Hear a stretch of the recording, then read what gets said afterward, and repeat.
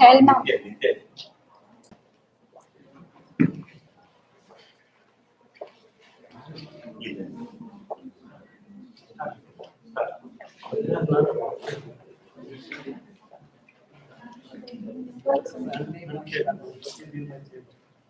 Okay, so much.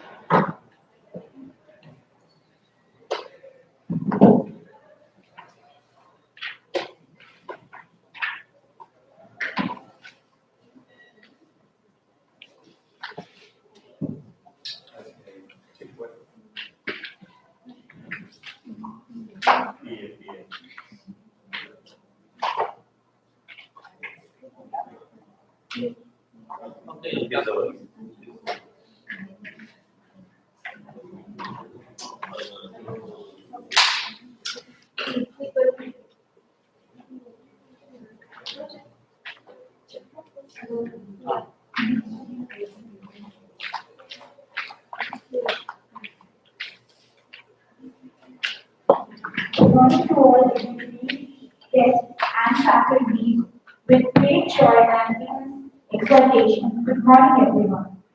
It is with great enthusiasm that I, Shell Kumari Shah, Assistant Professor, CSC AI and ML, welcome you all for 3 days FBT program on Generative AI that is starting from today till 5th February, organized by Vidya Institute of Technology. This event is a wonderful opportunity for all of us to learn from one of the finest minds in AI ML. We are honored to have with us Mr. Raghu Prashad KS Sir, an IT professional and corporate trainer. Sir, I welcome you for this session. Now I request Dr. TJ Manjunath Sir to welcome Mr. Raghu Prashad Sir.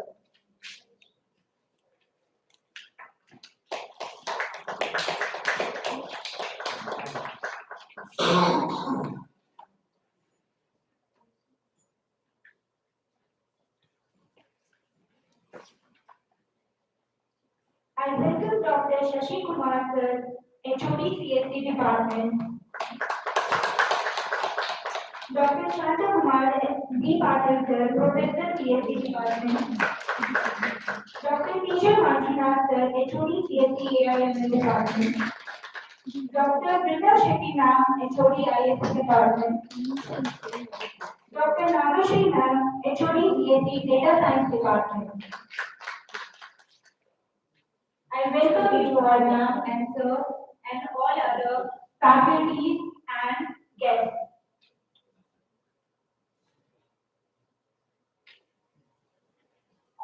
I'd like to give a brief introduction about Raghu Prashad sir. He has done his BE and MS in software systems.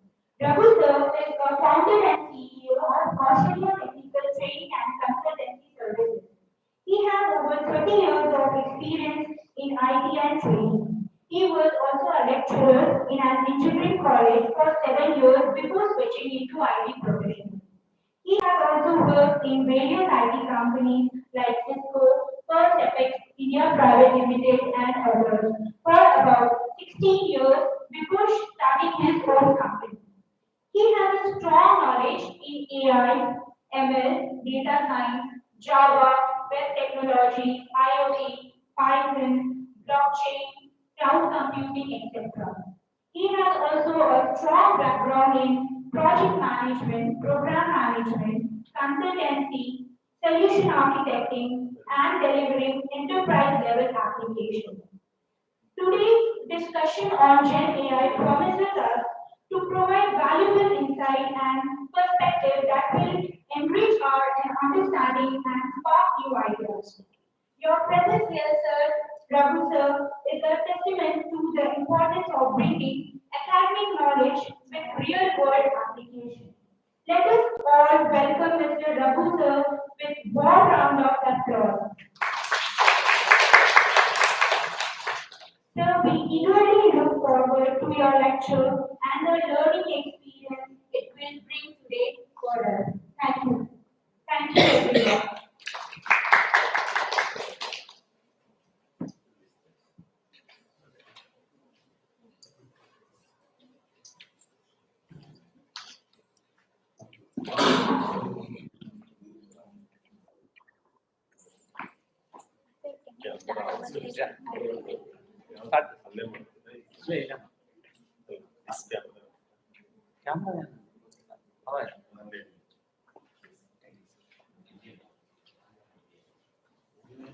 Now, now we can start our session.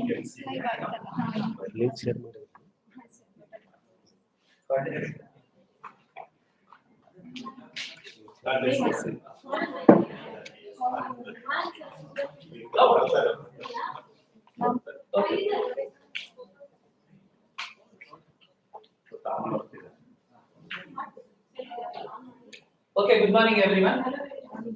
We'll get started. Sir, I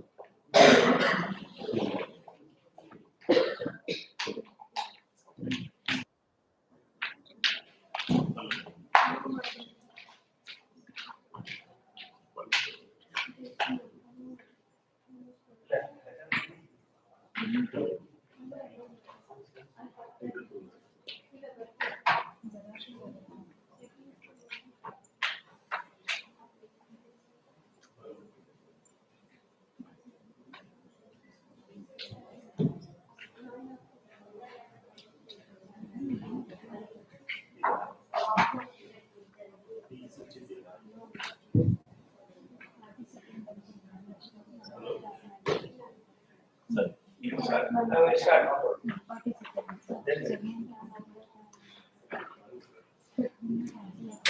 Okay, good morning everyone. So we'll get started.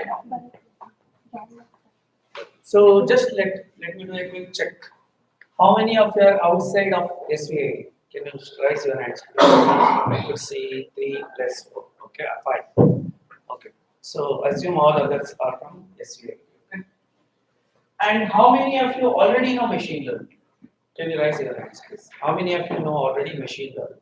Okay, I could see some 6 hands, 6, 7 hands. Okay, no issues.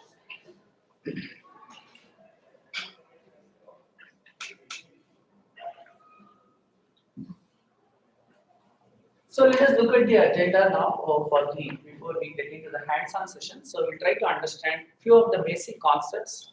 I understand that the video has released a syllabus for the lab, right? I think it is for the this AML department for the 7th semester, or 7th or 6th semester, 6th, right? 6th semester.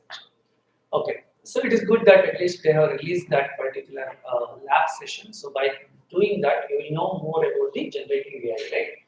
So first, we will understand what is AI all about. So we'll start from very scratch, from the basics. and then we'll move into the different branches of AI or subsets of AI, and then we'll understand the specifics about the generative AI, how it is different from regular AI, and then so we'll see how we will go through the various large language models. So nowadays everyone is using ChatGPT. At least if you may not be using, the students are using version. So whenever you give any assignment, the first thing they will go and search in the ChatGPT, right? So we'll understand like how actually ChatGPT works or how it works, and how basically we can develop a chatbot like that. We can also create a ChatGPT kind of thing. How we can do that, and also we understand the various architecture associated with the generative AI, and then we will start the demonstration, and we will start with the labs, like whatever they are specified as per your syllabus. We'll go through them. Okay, so that's what we will be covering. So we'll get started with the. This is the big picture. You will see anywhere you talk about the AI, right? So at the top you have the AI, and then you have the subset like machine learning, deep learning, and generative AI. So I think whenever anyone talks about the AI, this is what is the slide they will present. Okay, so let us forget about this particular slide, and we will understand what is AI. All these days you are asking questions to your students. Okay, now I am asking questions to you. What is AI? I don't want the bookish definition. Okay, I want generic definition or generic whatever you know about the AI. What is AI? Other than artificial intelligence,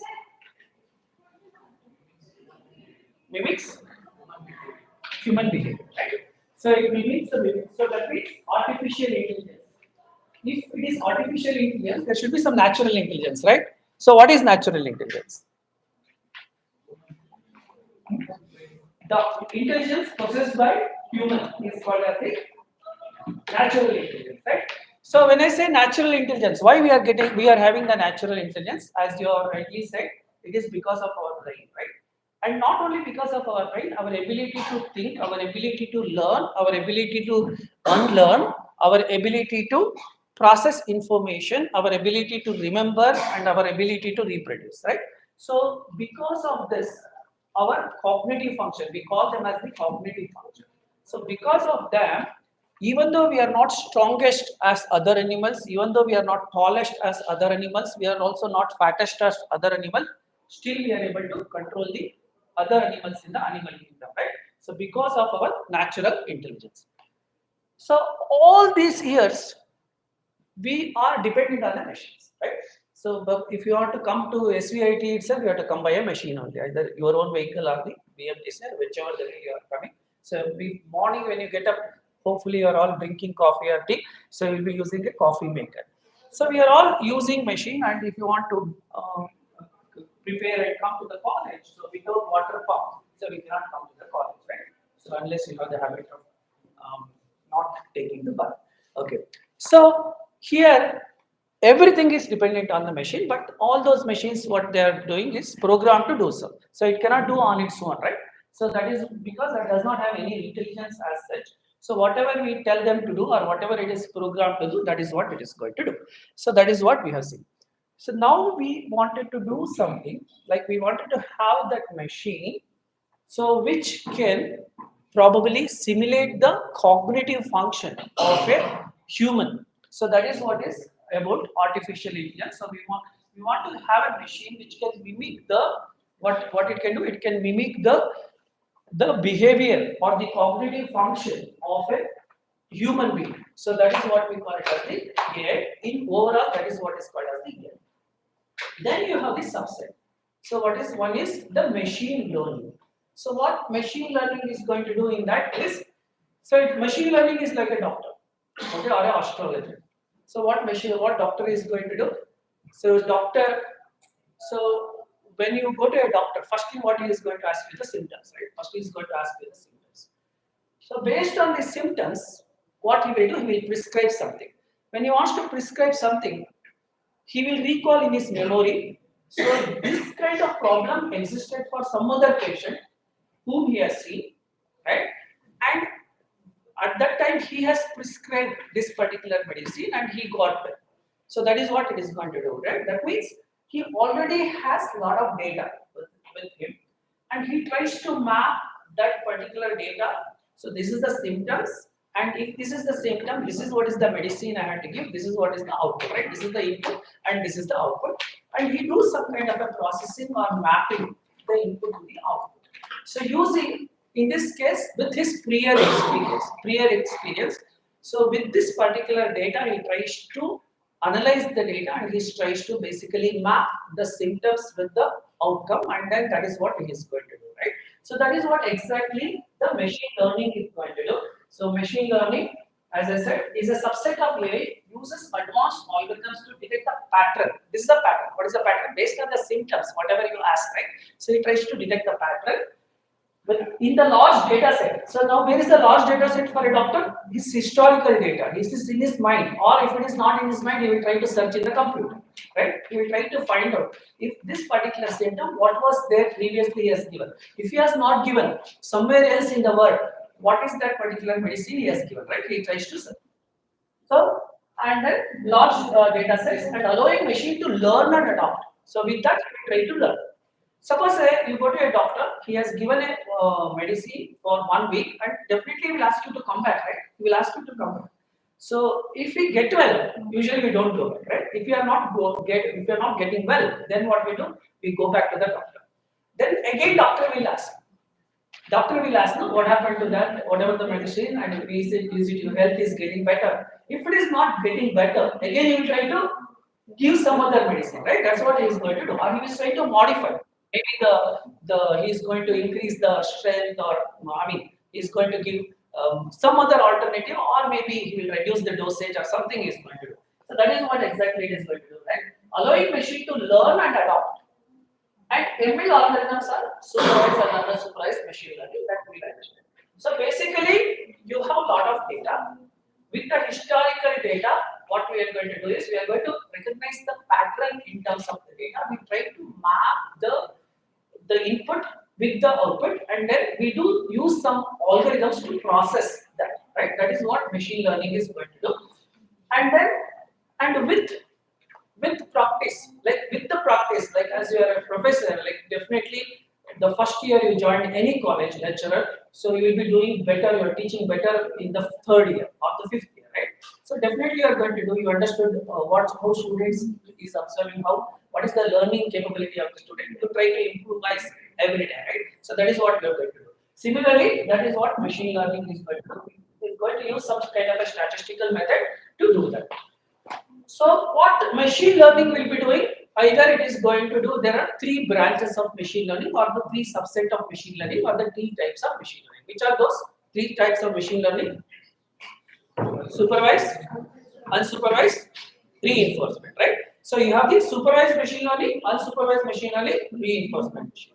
What is supervised machine learning? What is supervised? Label data. What is the meaning of a label data? Sorry? Arrange? Okay. Let us forget all of that. Whatever you understood. As a child, you have a child in your home, or maybe a child, or you have seen the cousins or brother's child or someone like that. For them also, we are doing some machine learning. Can you tell me when we are doing some kind of machine learning for them? For the kids, when the kids start learning, right? When the kids start learning, there also we are doing some kind of a machine learning. What we are doing? That is what is machine learning. Training. How we are training? Small kids. I'm talking about 3 years, 4 years old kids.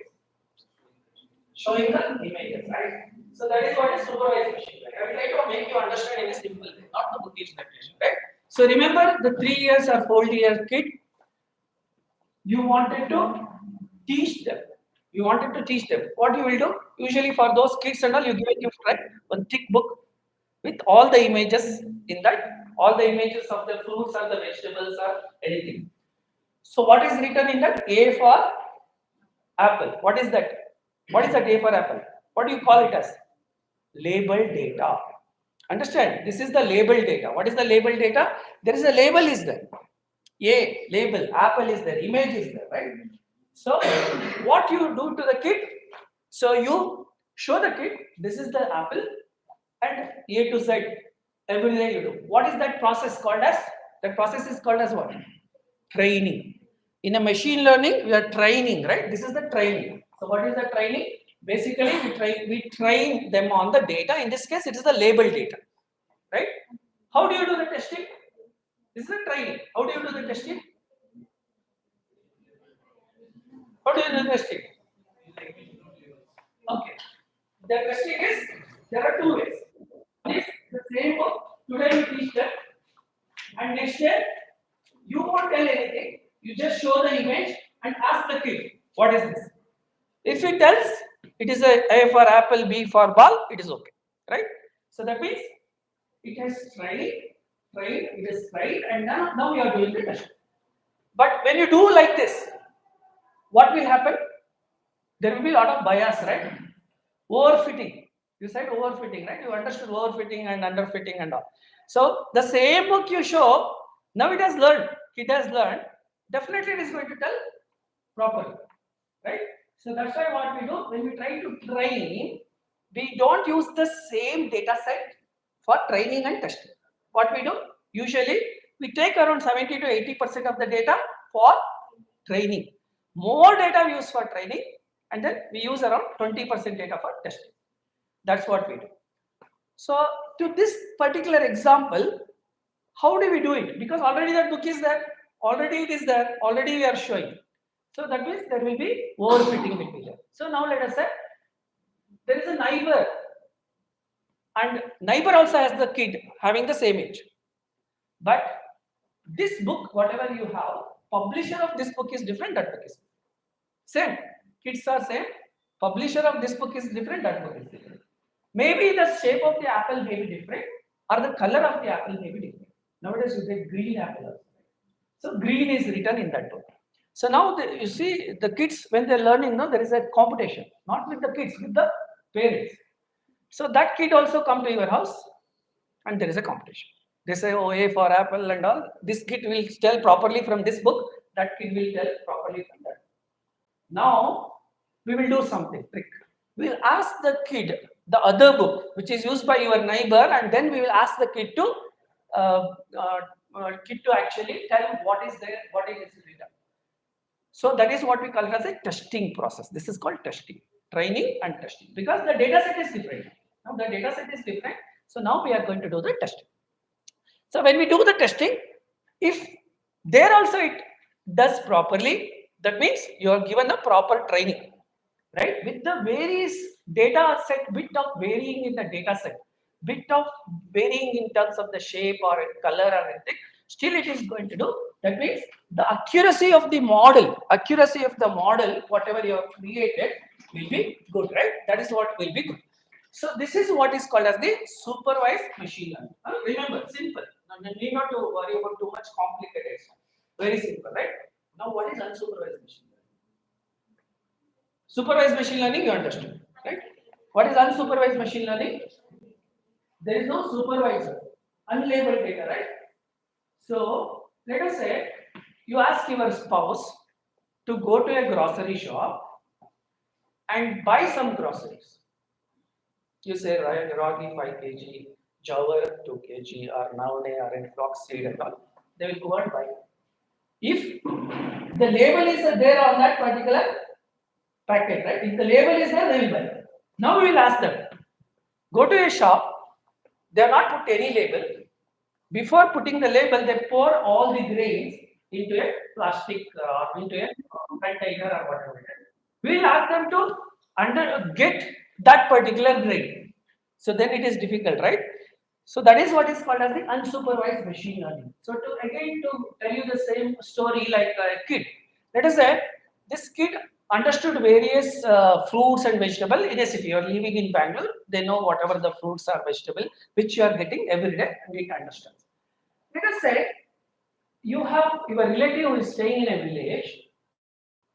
They come up with some other fruit. They visit Bangalore and they come up with some different fruit. They got some fruit which this kid has never saw in its life. They get some jackfruit. Okay, they get some different variety of banana or different kind of a thing, and they pour it on a floor. We'll ask the kid to identify. There is no label data. We are not labeled. This is banana. This is this. Then what the kid is going to do? How it is going to segregate? How it is going to segregate? Based on the features, right? So, oh, okay, this is jackfruit. This is chakota. This is something. So that is what is nothing but unsupervised machine learning. There is no supervisor. Here, what it is going to do? It is going to, based on the, it is going to do some kind of a grouping, some segregation. So that is what we call it as the unsupervised machine learning, right? Supervised machine learning, unsupervised. Then what is reinforcement machine learning? What is reinforcement machine learning? You all undergone reinforcement machine learning. Okay, everyone knows how to ride the bicycle, right? What is bicycle? Riding bicycle? Reinforcement machine learning. Or like driving license. When you get a driving license for car or even for the bike or scooter, he would have taught you everything. But still, when you stuck somewhere in Hepburn flyover, then the reinforcement machine learning will come into picture, right? So what you do, how much you have trained, you never know the traffic situation. Somebody will come from right, somebody will come from left. You know only, oh, you have to move in the right, but you do not know others are going to come. Then you will learn, oh, if he comes from the right, this is what I have to do. If he comes from the left, you will learn when he hit you.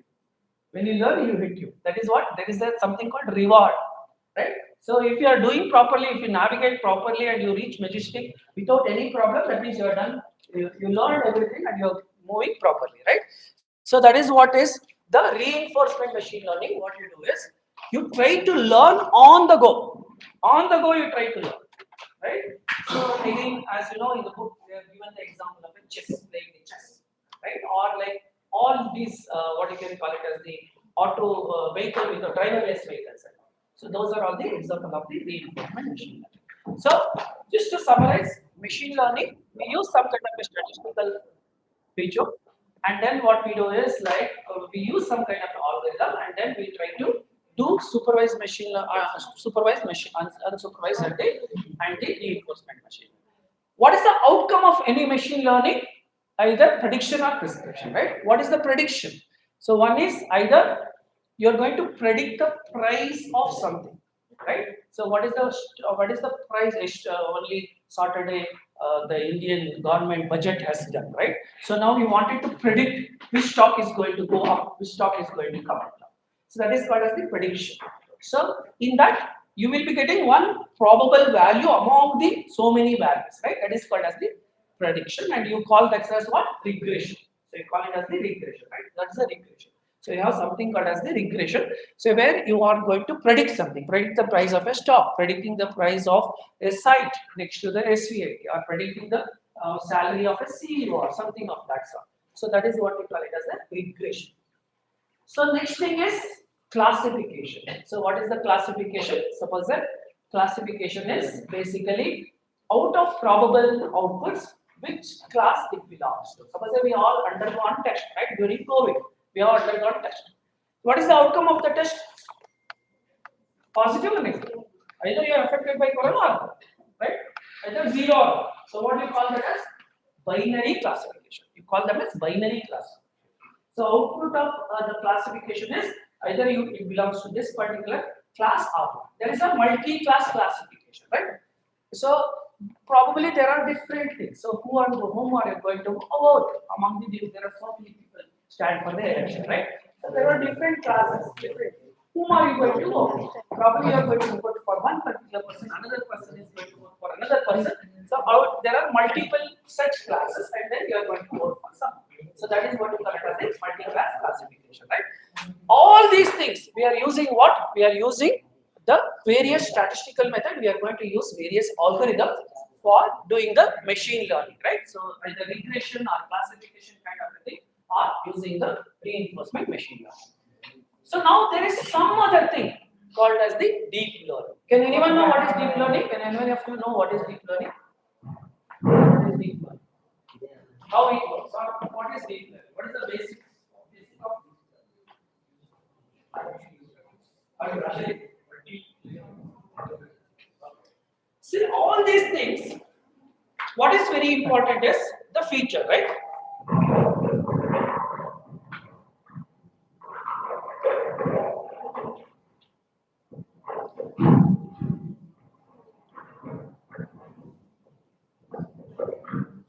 Okay. So here what is important in you do machine learning, you have something called as the features. So there are so many features are there. Out of that, you have to select the feature, right? For example, you want to buy a car next to SVIT. So what is the criteria? What is the criteria which you look for when you want to buy a site somewhere in that? What is the criteria you try to look for? Location, next, price, size, area is that only, right? Other than that, only two things you look at. Facilities. What is the meaning of facilities? If it is a layout, right, what are the facilities? Basic facilities. Electricity, water, everything is coming properly in that way. Other than that, what do you look for? Nice neighbor next to your house. Accessibility, right? Accessibility. Whether there is a nearby BMTC, nearby metro, nearby suburban. You look for that, right? Other than that, only that much. Kids, what about kids? Schools, nearby schools are there, right? That's what you look for. And then hospitals. So these are the various things you look for when you try to buy a property. What do you call them as? Features. They are called as the features, right? They are called as the features. So what you do in a regression is typically what you do.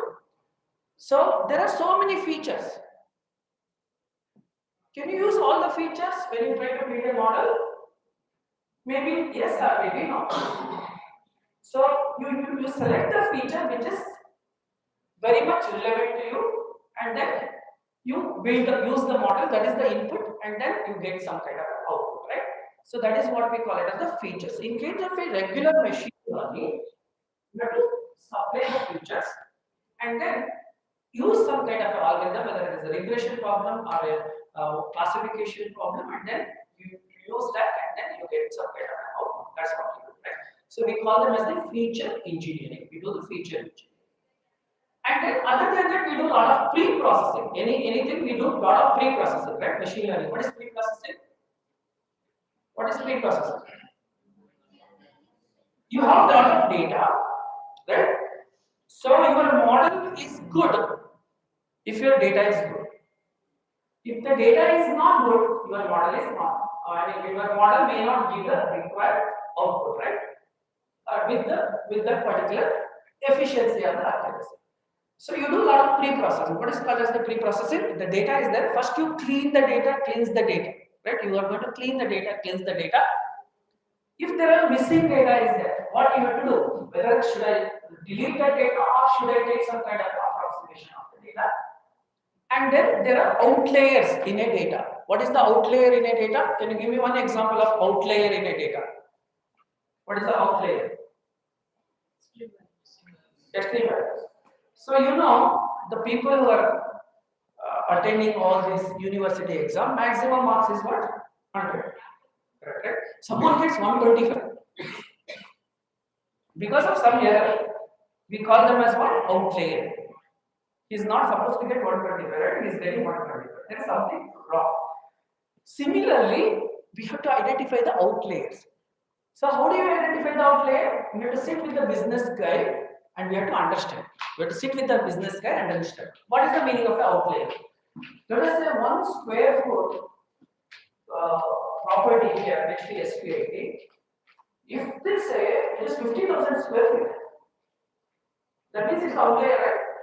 Even though you got the data, something outlier, something is fishy. If you take that data and if you use that data when you are building the model, obviously accuracy won't be proper, right? You have to remove the outliers. That's one thing. So like that, just I am telling you the generic example. So most of the task of machine learning goes into data pre-processing and also getting all of them into same state. Right? These are are all called as the pre-processing. So in case of the machine learning, it works properly fine for the solving a regular problem. But when it comes to the multimedia data, when it comes to the unstructured data, like images, like your sound, right, video, so then machine learning will give you, okay, but it may not be so great. So that is where the next thing is the deep learning. What is the deep learning? Deep learning is based on mimicking the functionality of a human brain, right? So we call it as the brain. It has what is called as the neurons. It has so many neurons. You know how many millions of neurons are there? So much neurons are there in that, right? So, so much neurons are there and they are connected. Each one of them are connected. They are connected in a certain way. And then, suppose suddenly there is a fire in this room. So suddenly there is a fire in the room. What you are going to do? You will run faster than me. Correct? No? Or someone will find the extinguisher. Oh, no extinguisher here. Or somewhere they will go, they try to find the extinguisher and they try to extinguish. Is this information is processed by one cell in a brain? No, right? So many layers are there, so many cells are there which will work together. Some of the cells will activate, what we call as activate. That means some of it is like a LED bulb, it is like a series or parallel the way it's like some of them activate and then pass the input to the next one will activate, next layer will activate, and finally brain will tell you when the programmer look for the extinguisher or switch off the main power, they will tell something, right? Accordingly, if we try to build a model based on that, we call that as what is called as the deep learning, right?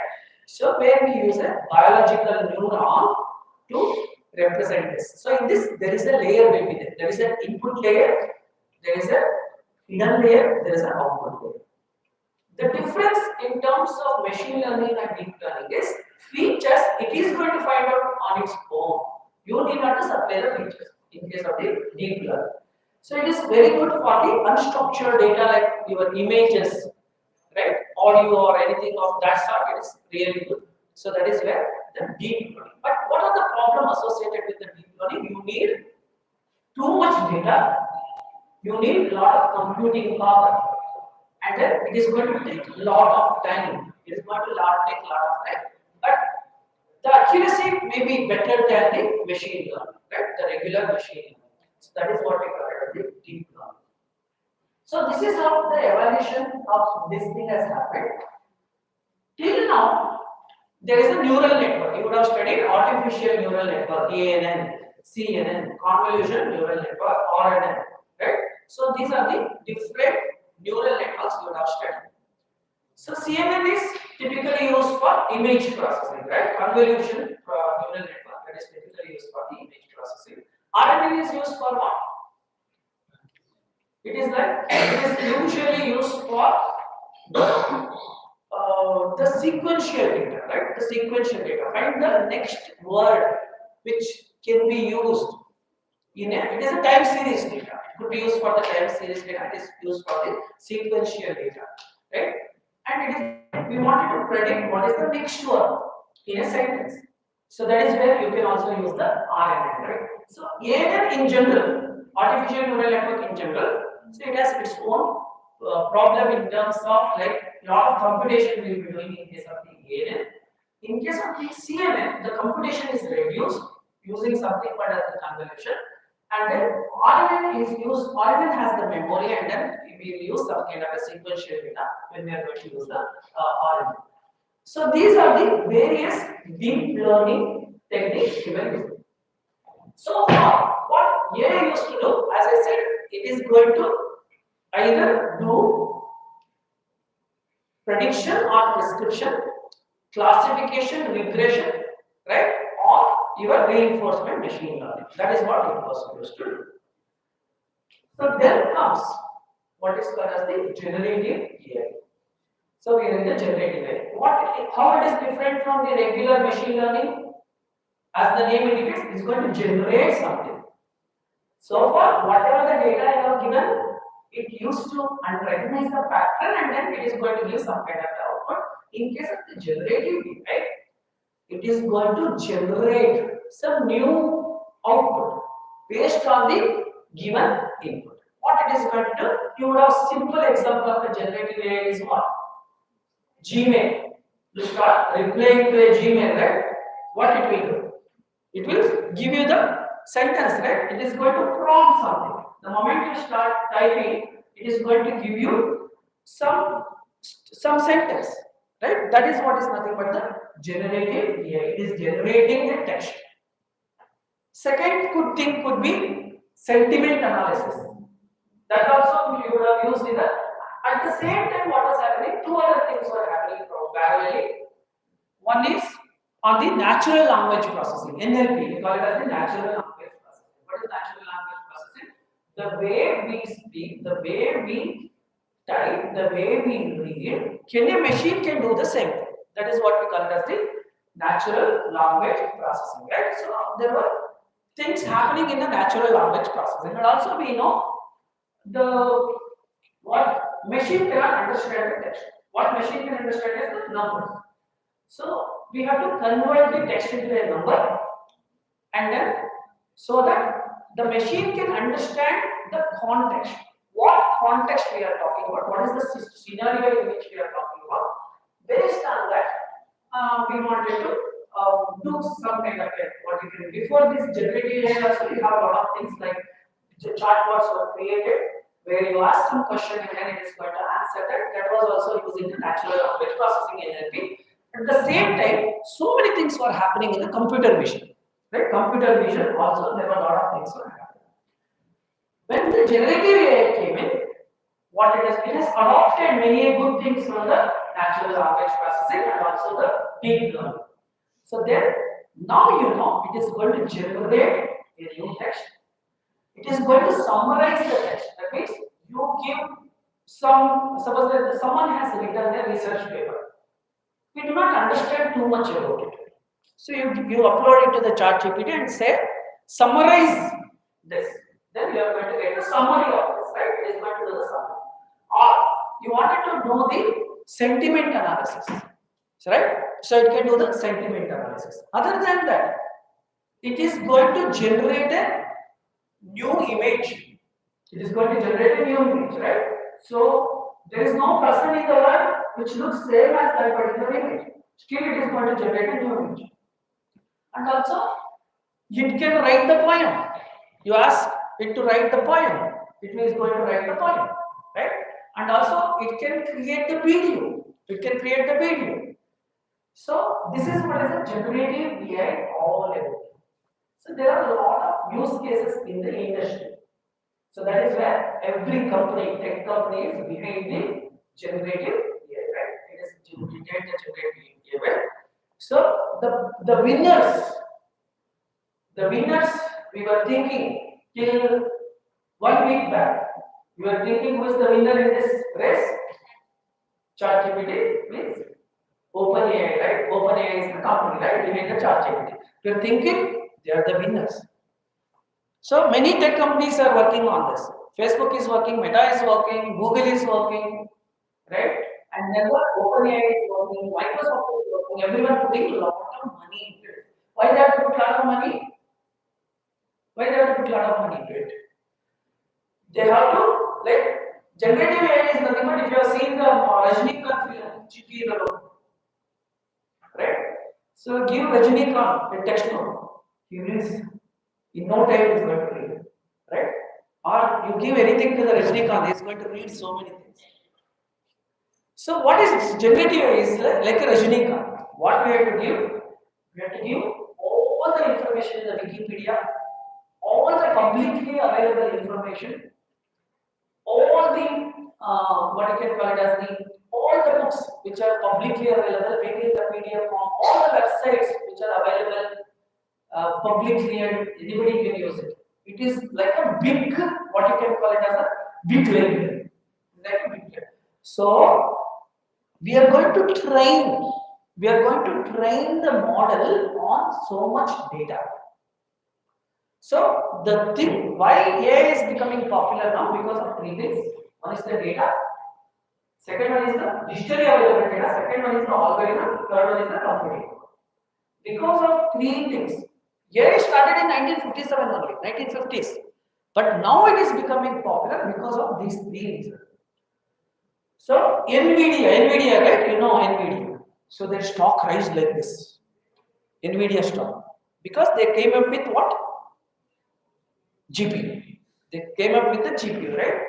So it can do parallel computing, parallel processing, and it can do the things faster compared to your regular CPU. So that is where there is a lot of demand for NVIDIA. Everyone wants to do this kind of a learning because it takes years. If you don't do this, if you don't use the proper hardware, it takes years to train your model. Right? The data is so much huge. So train your model, it is going to take a lot of things. So that is where what happened. There are so many things happening in the natural language processing NLP. So they started creating a language model. What is the language model? It is like a dictionary. Right? It is like a dictionary. Put everything into that, and then it is like a super brain. If you learn everything, you ask anything, it is going to you. So that is what are the language model. Then large language model. Large language model is, as I said, the generic is language model to understand the basics of English, basics of Kannada, basics of Hindi or any other language. Then comes the large language model. You are going to train them on so many things. And then once you train them, we call it as a pre-trained model. Okay, GPT is what? Pre-trained. It is trained before. And then when you ask some question, then it can answer in a better way because it is already pre-trained, right?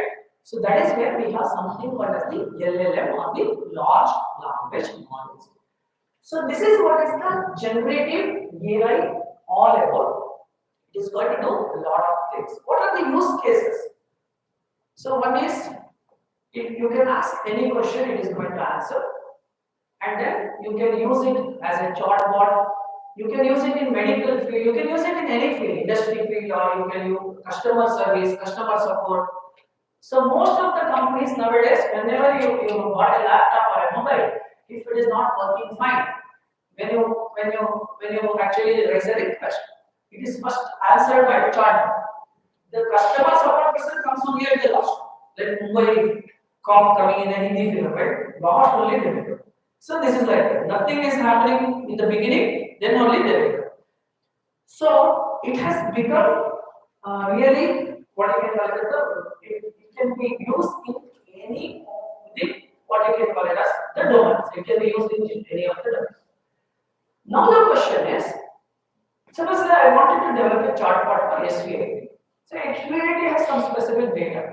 Data may be in the form of Excel, data may be in the form of what you can call it as the data is in the form of a PDF file, data is in a website. You ask ChatGPT, maybe who is the promoters of SVIT, it may not give the data.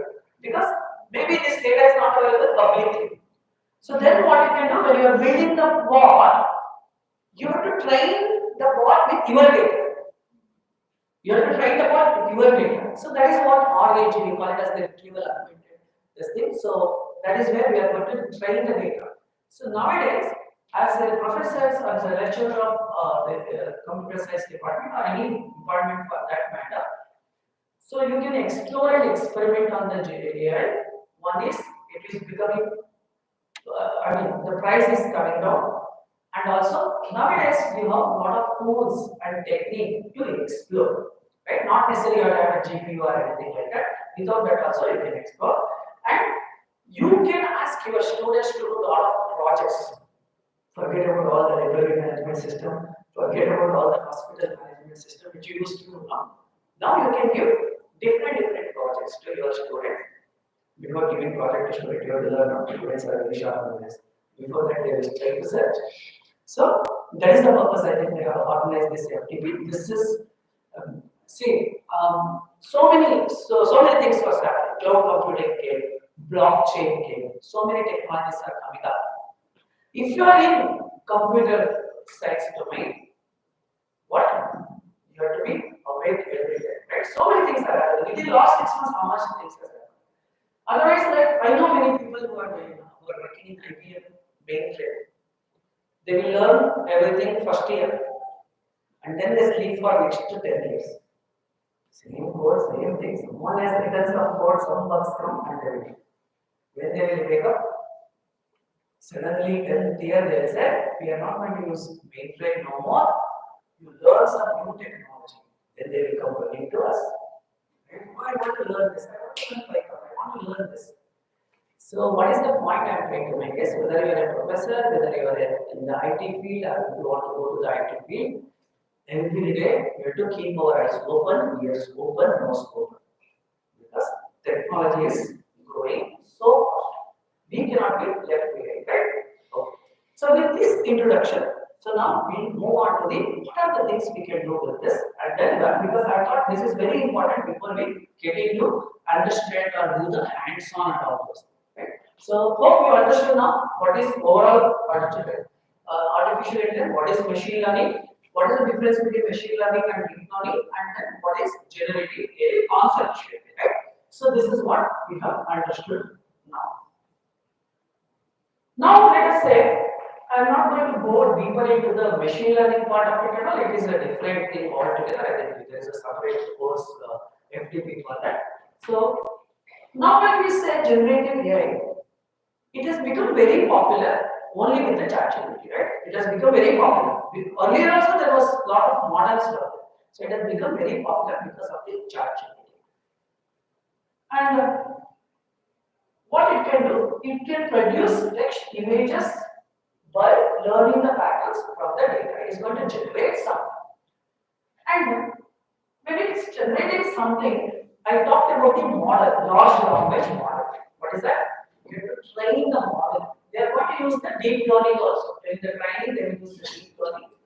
So there is a process of embedding, there is encoder, decoder, there are so many concepts are there which we learn slowly. And then once that is done, then they have a large language model. Large language model. So you use the large language model is to train on some particular data, right? And it has become very popular because of the generative pre-trained model GPT, the ChatGPT. ChatGPT has a lot of different versions. It came in version 2, version 3, now 4, optimized. So many models are coming. That is one thing for the OpenAI. So OpenAI obviously started by whom? Funded by whom? To read all those things, not only algorithm or anything. Who has started the OpenAI? Who has funded the OpenAI in the beginning? Elon Musk. Elon Musk has funded the OpenAI. Then he had a fighting. Half of the government employees in US will be what? Terminated. Okay, because Elon Musk is given a role to terminate them. He is very famous, right? So he has funded, and then he has a big difference with that CEO and all. He came out after that. It is funded by now Microsoft. Microsoft is funding them. Why fund is required? Now you know because they have to train so many machines, so many GPUs from NVIDIA. So one is the hardware part, another one is the algorithm part. So this is what they are coming up with. They came up with this model. At the same time, Google cannot be left behind, right? Google is the topmost. Google is our guru, right? Without Google, we cannot do it. So on the Guru Purnima, first guru is Google. Okay. So Google cannot be left behind. It came up with something called BERT. It came up with something called Gemini. But by this time, in a 100-meter run, ChatGPT, OpenAI is already in the 60th meter, 70th meter of the 100 meter. Then this guy, Facebook guy, what is his name? Mark Zuckerberg. Right? He cannot be left behind. So that is where he came up with the model. What is that model? Llama. Llama, right? Llama. He came up with one model called as the Llama. There are various versions of the Llama. Then there are these are all the proprietary. Proprietary means they are all it is not open source. It is proprietary. It is for them only to be. I mean, it is not open source. Everything is within their company. But you can use it. You can use it and you can do it. And then came lot of open source LLMs. Open source LLMs came, right? There are many open source. Mistral is one of the open source LLM came, right? Like this, there are different models are there. But ChatGPT, as they have trained, they have used a lot of money. They have put how much? $100 billion, right? They have put $100 billion or more than that to train the model, and all. They have put a lot of money. How they can, how they can get the money? How can they recover the money? That's why I said you have to go with the subscription, right? ChatGPT means free. Something is there. After that, you have to subscribe, right? You have to subscribe. So you have to pay so much money. One is using the ChatGPT. Second one is you wanted to use the ChatGPT in the program. In your program, you have to use it. You have to call their APIs. But that also it is not free. There is a platform called OpenAI. That is not free. For that also you have to pay the money. How much money you have to pay? You want to explore, experiment something. You are using a ChatGPT, OpenAI. How much you have to pay? $10. How much $10? Eat 50 rupees. Not much, no? For anyone. You can learn because once you go with your family, just eat pani puri, 500 rupees. Okay, or KFC and all, much more. But that is good enough for you to explore and experiment so many things, right? Then comes the OpenAI, and then came. So I wanted to collaborate. Suppose when I am using building my application, I am not using only one API. I get the information from one API and I call another API. I get the information and call another API. Putting all of them together, there is something called as long chain. Chain, right? Chain. There is something called long chain which is going to put everything together and then get you an output, something of that. That means it is a chain of multiple calls. That is what is called as the long chain. Then everyone has to pay the money for something doing that thing, and then what about the people like who cannot afford? Then you have the open source. So there is something called Hugging Face. What is Hugging Face? You know Git, right? You know GitHub. And all. What is GitHub? What is GitHub? It is a library of so much code which is used for version control, right? It is used for the version control. So you want to, so it is used for this thing, right? It is used for suppose you want to work a student, you are given one project. Already that project is there somewhere in the GitHub. What you do? Just download, see first whether it works, and then you try to modify something like that. That is the GitHub, right? Similarly, there is something called Hugging Face Hub. What it is? It is a repository of so many open source models. It is a repository of so many open source models. What you can do with that? You can use that model and then you can build your own application. You can also modify the model and then you can deploy the model into the Hugging Face. You can deploy your application on the Hugging Face. You can create one application, you can deploy. If you wanted to deploy your own application, what is required? You need a server. Where you will get the server? You will get the server by cloud service provider, Amazon or AWS or the Google or the Azure. You don't want to do that. You wanted to explore where you can do? You can use the Hugging Face. So these are the few things we will be discussing or we will be going through. What are the things? The large language models, different models we will be exploring. And the second thing is we will be using the API. We will to understand the API, how to use the API, how to consume the API, how to build the application using that, and then we will also build the application. You can deploy the application on Hugging Face. What are the things we'll be using? The first thing, what is required after the tea break or coffee break is we'll be starting the programming. When we start the programming, the first thing is required as Google Colab. Hope everyone worked on the Google Colab here. If you are not working on the Google Colab, I will tell you how to do it. That means it is a cloud platform, right? Second one is you can also do on your local system. That we will see the third day and all, because just I want that will take some more time for you to understand it. We do the Google Colab. Second thing is I will give you the option of paid and non-paid. If you want, you can create an account with OpenAI. OpenAI is like what? Suppose there are so many mobile phones, no? Everyone wants to Apple phone. Everyone wants Apple phone because they feel one is prestige, second one is okay, so it is better than everyone. OpenAI is like this at this point in time. If you want to use the Apple phone, you have to pay. If you want to use the OpenAI, you have to pay. What is the cost? $10. You can do like that. Or I will give you the alternative also because in your syllabus they are given both the OpenAI as well as the alternative. Free also I have given. I will show you both the programs. Okay, and then in this 3 days we will be working on all these models and then long chain, hugging face, right? And also we'll be building a chartboard at the end. We will deploy and we'll see how it is going to work. So that's what we'll be learning in the next 3 days.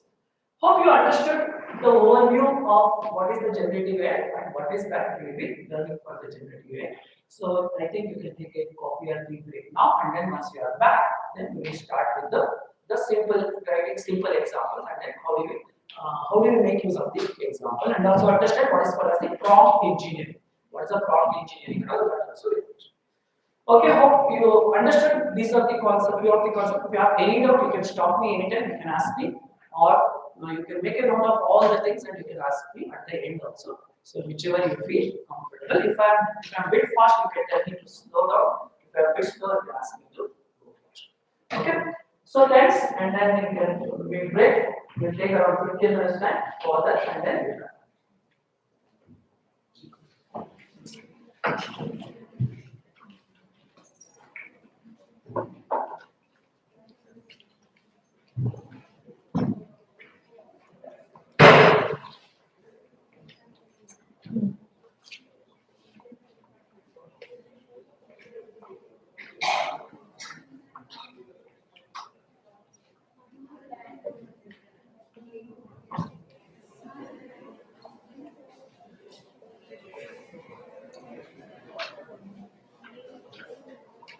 Where you will go? External investor. For the benefit. ನನ್ನ friend message ಮಾಡ್ತಾರೆ ಏನೋ ಕಾಣಿಸ್ತಿಲ್ಲ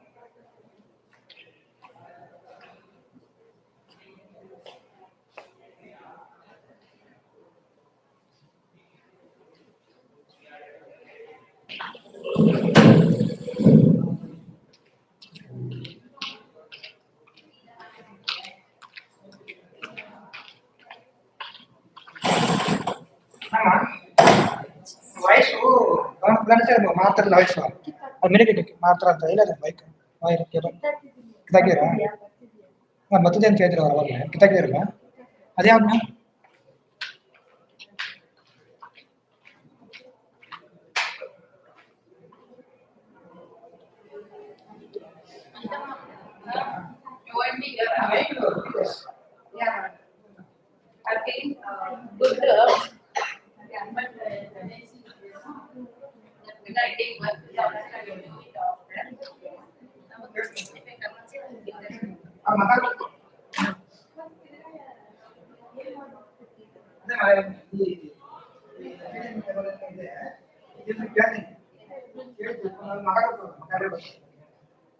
ಮಗ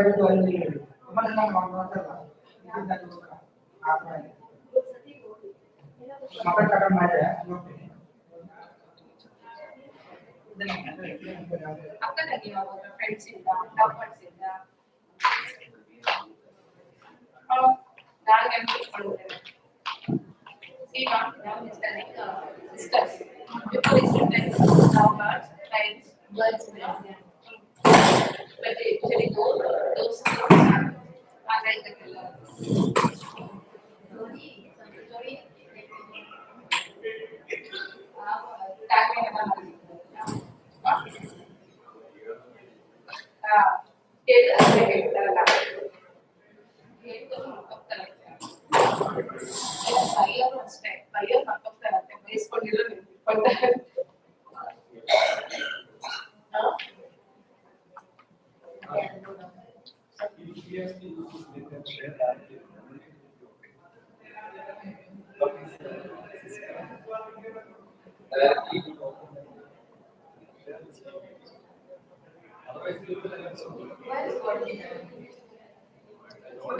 ಬೇಗ ಒಂದು ನಿಮಿಷ ಬಂದಿಲ್ಲ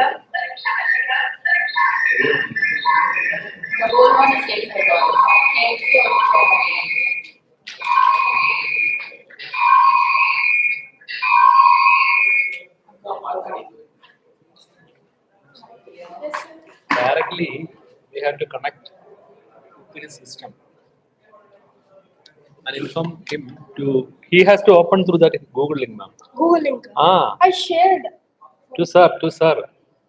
I don't know. Sir will open in that link and he has to We share have that. to,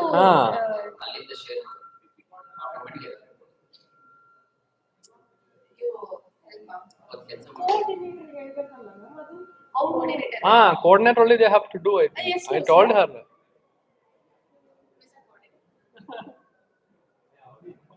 You inform. Also, caller might be also.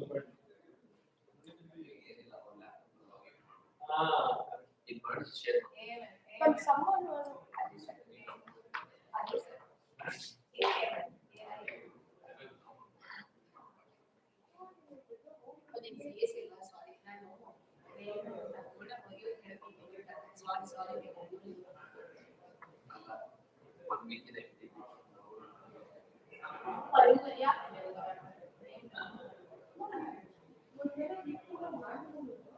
ಇಲ್ಲ ನಿಜ ಮಾಡ್ತಿದ್ದಾರೆ ಅಷ್ಟೇ ಇಲ್ಲ ಅಲ್ಲ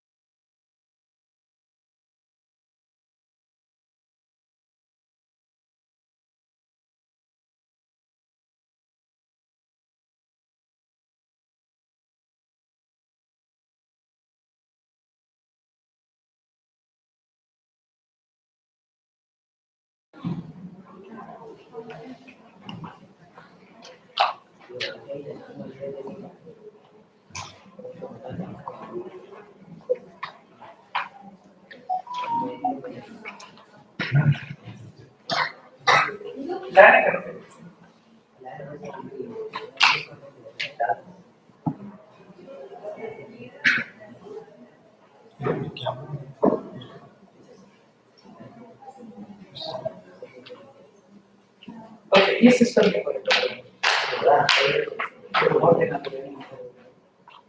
ಹೌದು. ಈ system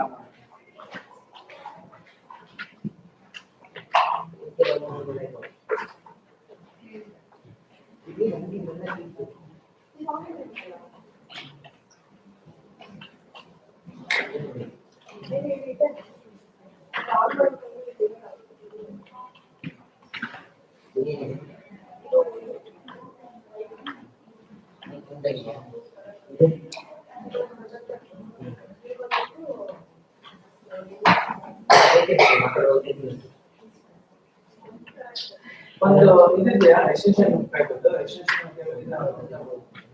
okay by the time just do this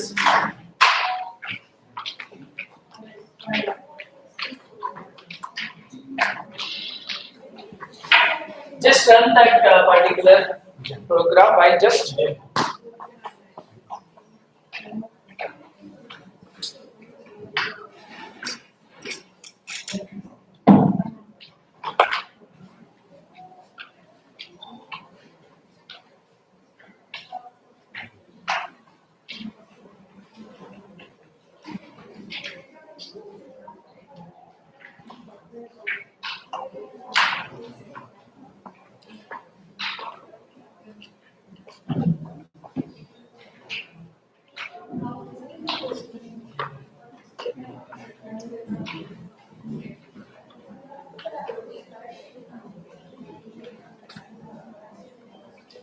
okay so now what we do hope you are able to do this there are you can do it two ways either writing a function let us write a function that simple interest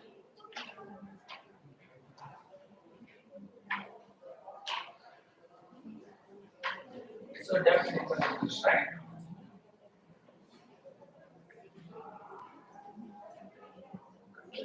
I'm writing in Visual Studio Code in the time they set up.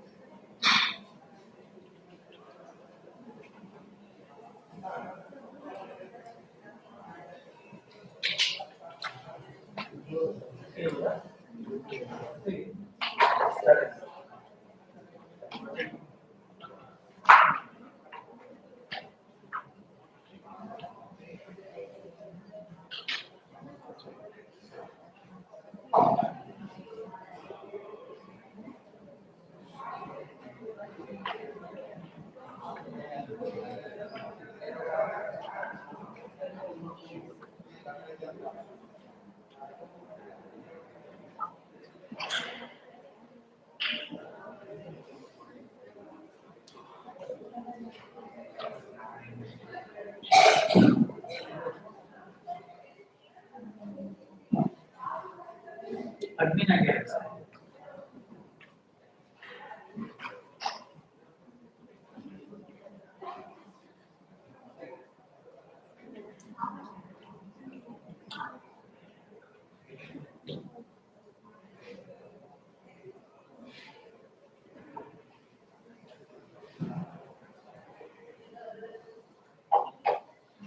Okay, hope you are able to write that. You can write as a function, right? You can write as a function, and then you can call the function, and also pass all the input as the parameter to the function, right? So now you can just directly write it because you wanted to call them in multiple ways, directly function, right? And no, you have input. Also, you take the input as a use the input. Don't hard code the value. Just say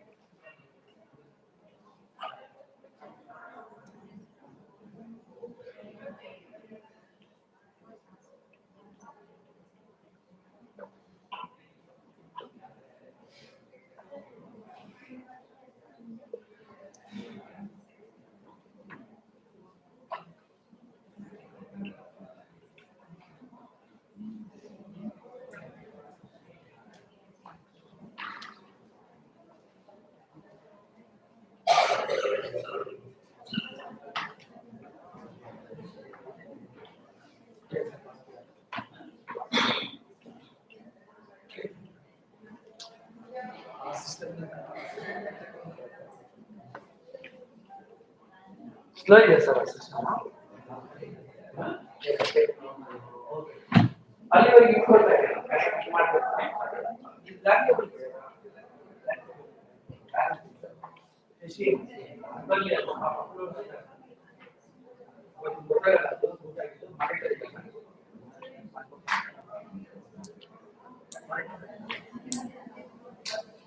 Okay.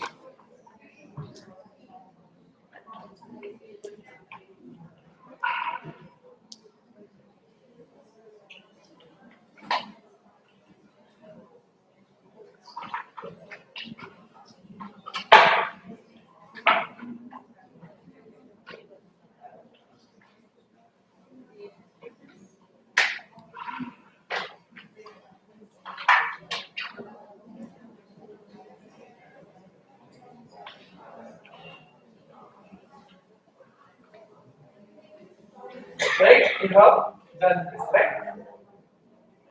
So just to check whether you are able to use the Google Colab, right? So just you can cell, right? You can just click on that particular cell and then it will get us. So now what we will do? We'll start with the first program. In the time.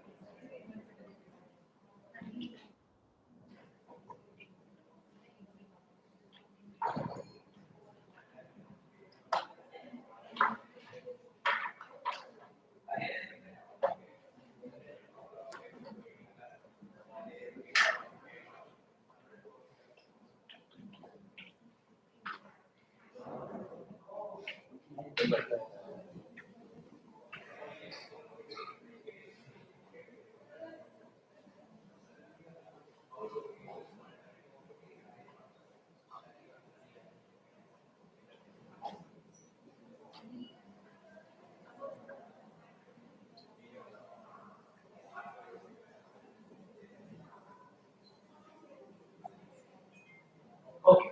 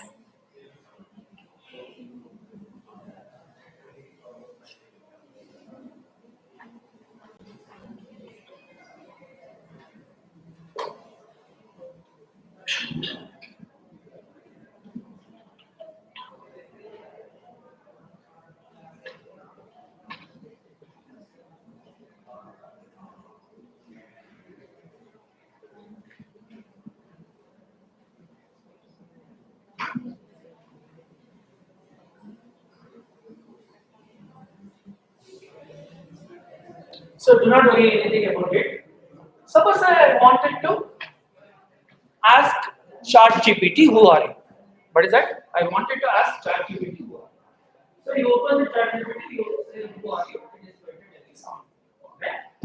If I wanted to do the same thing programmatically, how I can be doing? Okay. So what is our aim? Is to get the same thing done through programmatic. So that is what we will be doing first. And then I will be using the. So if I wanted to do this thing, first is what we have to do. So ChatGPT is the application for the end user. For the people who wanted to do develop application on top of the ChatGPT, so there is a platform called as there is a website called as the platform.openai.com. What is that? Platform.openai.com. So first what you have to do, you have to go to that platform.openai.com, you have to sign up, and then you have to, if you want to use really the OpenAI, then it will ask you once you sign up, then you have to subscribe for it. The minimum subscription is $10. Minimum subscription is $10. I will give you the choice. Whatever you wanted to do, you can do it. Then it will. You can get a API key. What is that? You can get an API key. API key is like what? Your what is that? When you want to make any payment, right? OTP. OTP, but it is not OTP one time. This thing, that key you can use it throughout. You can use that, and after using that, you can make a call to the. You can make a call to that OpenAI. You ask the question like, "Who are you?" Then it is going to respond. So that's how we will be doing programmatically, right? Programmatically, that is what we will be using the OpenAI. This is the one option. Another option is there is something called coherent. So coherent, you can do the same thing freely. I will tell you both the options because in the syllabus they had given you the programs on the OpenAI. That's what I wanted to tell you also. Also, I will tell you this thing also. So, but $10 you can use it for longer time, right? It is like your account balance. The moment you start using it, then that money will be done. So depending on how are you going to use it, okay, depending on that it will be deducted, right? So that's what it is going to be.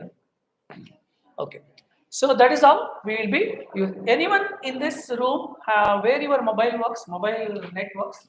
I have Airtel. Other than LinkedIn works, because just I wanted to make hotspot and then I will try from my system, okay? Because net is a problem. Anyone else? Because Airtel I am not getting. That's the problem. Anyone Geo or something is there which works? Hotspot.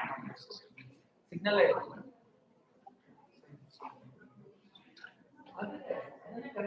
ಆ system connect ಮಾಡ್ತೀವಿ ಅದು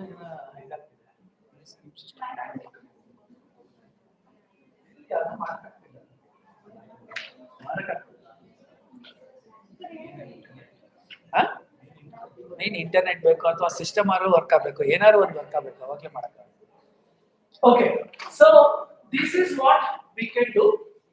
One is you have to go to the OpenAI platform.openai.com. You have to register. Once you register, then you have to make the payment, and then you can create a API key.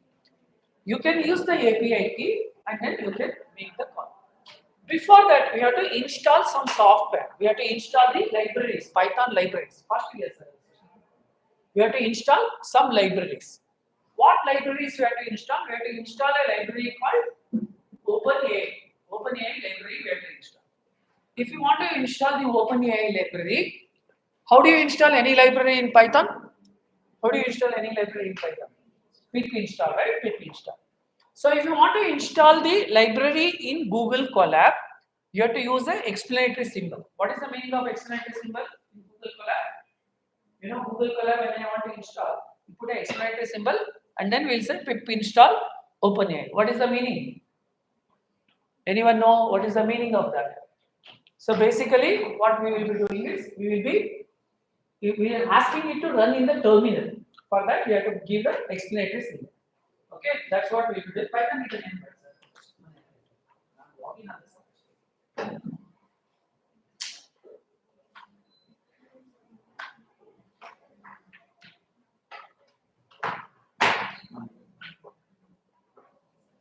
You are able to hear me, right? Mic is not required. No?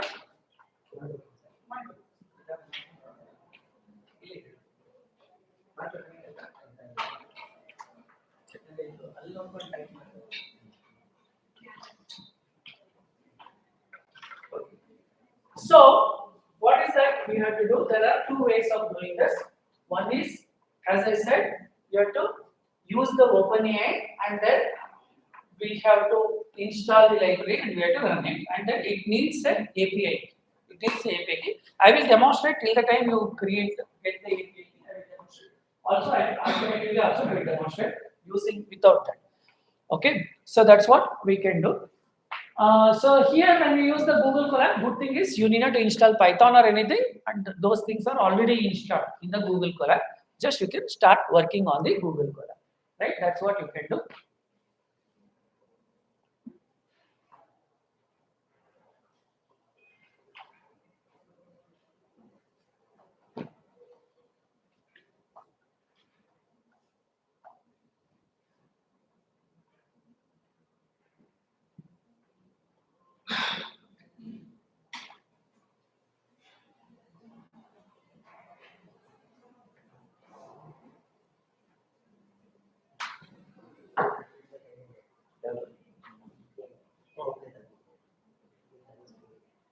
If college lectures, there were no internet connected.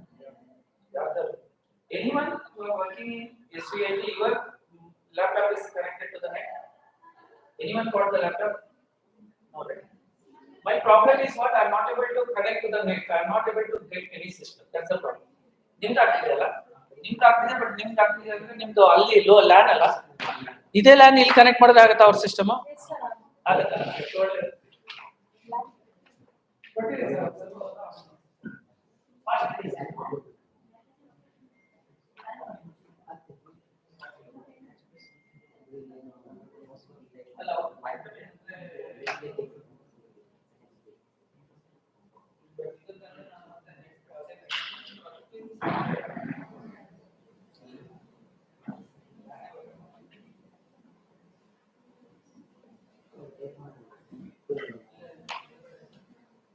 ಇಲ್ಲಿ ಯಾವ್ದಾದ್ರು system ಬೇರೆ ಯಾವ್ದಾದ್ರು ಇದು ಮತ್ತೆ projector connect ಮಾಡೋದು ಕಷ್ಟ ಅಲ್ಲ ನಿಮಗೆ ಇಲ್ಲಿಂದ ಪ್ರೊಜೆಕ್ಟರ್ ಎಲ್ಲಿ ಇಲ್ಲಿ ಬಟ್ ಮಾನಿಟರ್ ಇಲ್ಲ ನಾನು ಹೆಂಗೆ ವರ್ಕ್ ಟೈಪ್ ಮಾಡೋದು ಕಷ್ಟ ವರ್ಕ್ ಮಾಡಕ್ಕಾಗಲ್ಲ ಇಲ್ಲಾಂದ್ರೆ ಎರಡು ಡ್ಯೂಯಲ್ ಇದ್ರೆ ಬೇರೆ ಇಲ್ಲಾಂದ್ರೆ ಆಗಲ್ಲ ನಾನು ಏನು ಅಂತ ಟೈಪ್ ಮಾಡೋದು ಚೆಕ್ ಮಾಡ್ಕೋಬೇಕು ನಾವು ಫಸ್ಟ್ ಟೈಮ್ ವರ್ಕ್ಶಾಪ್ ಮಾಡೋಕ್ಕಿಂತ ಮುಂಚೆ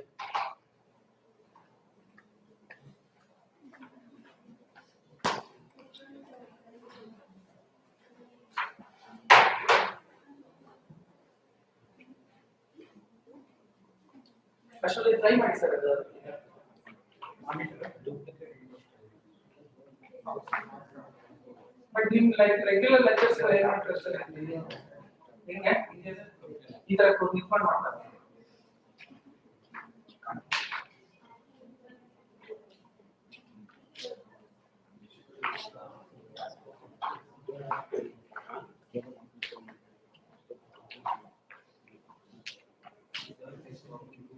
ಇದರಲ್ಲಿ ಯಾರು ಮ್ಯಾನೇಜ್ ಮಾಡ್ತಾರೆ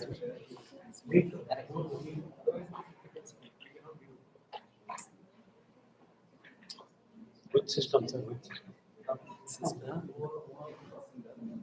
same system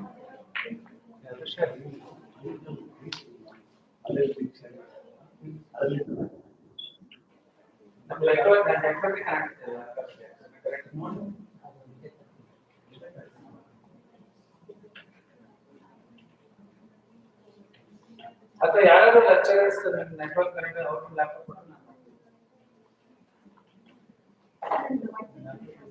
wifi connector fast ಇದೆಯಾ ಸಿಗ್ನಲ್ ಟ್ರೈ ಮಾಡಿ ಅದರಲ್ಲಿ ಲಾಗಿನ್ ಸುದರ್ಶನ್ ಸರಿ ಆನ್ಲೈನ್ ಅಲ್ಲಿ ಕ್ಲಿಯರ್ ಇಲ್ಲ.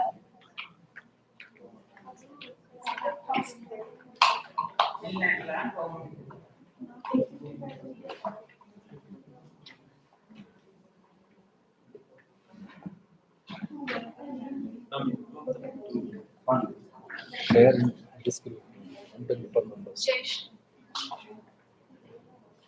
She's there. I don't know. She's actually key that was there. Oh. So it is missed. Jayashree. This is the main group. You sent in this group. No, that is not there. That is 24 members. This is 124 members. Okay, right? So, hope you are all getting this. After this, what you have to do? As I said, you have to share that WhatsApp link. I've shared this one. WhatsApp link also. open the new notebook, right? New notebook. This is what you have to do, the new notebook. And then you have to start typing the program, right? You can use the new notebook and then you can start typing the program. So what is the first program to get started? So what I will do is, I will show the program which is already there.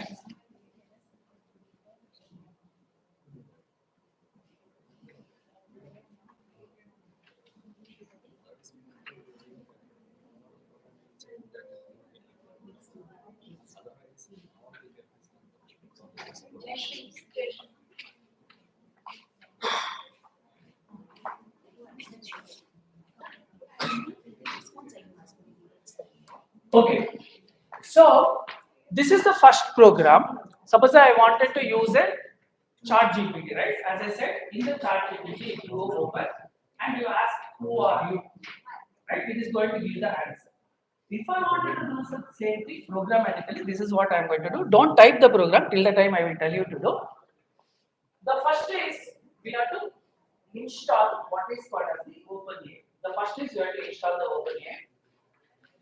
Second thing is once I install the OpenAI, I have to import from OpenAI, import OpenAI. I have to import the OpenAI class. Once I do that, then I have to put the API key. I have to put the API key. As I said, from where I am getting the API key, I am getting the API key from the platform.openai.com. From there I am getting, I will show you that also. After that, I have to create the object of the OpenAI. I have to create the object of the OpenAI by passing the API, by passing the API. Once that is done, then it is like a role play. It is like a role play, right? So here I am telling the ChatGPT that you are a helpful assistant. First, I am telling, look, who are you? You are a helpful assistant. And then I'm asking a question, who are you? I'm asking a question, who are you? Right? So for that, what we have to do is, we will be using this thing called as the client.chart.completions.create. So this is the method. And in that, we will be using the models. I told you about the LLM models, right? There are different models out there. GPT-2, GPT-2, they have made it as open, free. You can use the GPT-2. So GPT-3, GPT-4. So now there is an optimized model is the GPT-4o-mini. Second one is I have to send the messages. First I am telling, it is like prompt engineering. I said like prompt engineering, right? So first I am telling your role. ChatGPT, what is your role? What is the role of the ChatGPT system? Content is I am telling you are a helpful assistant.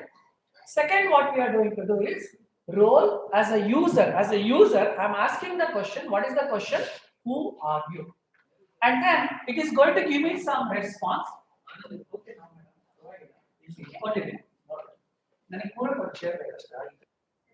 So, who are you? Then what it is going to do? It is going to say, and then it will give me the response. Response is completion. In the completion, it will give a list. In the list, I have to get the zeroth index of the list, and then I have to print the message. So then it will tell or it is going to say and so on. So this is what like hello world of ChatGPT, right? This is what it will do. The first thing what we have to get is we have to get the API key. How to get the API key? I will tell you. This is how we have to get the API key. To get the API key, the first thing is I have to say platform dot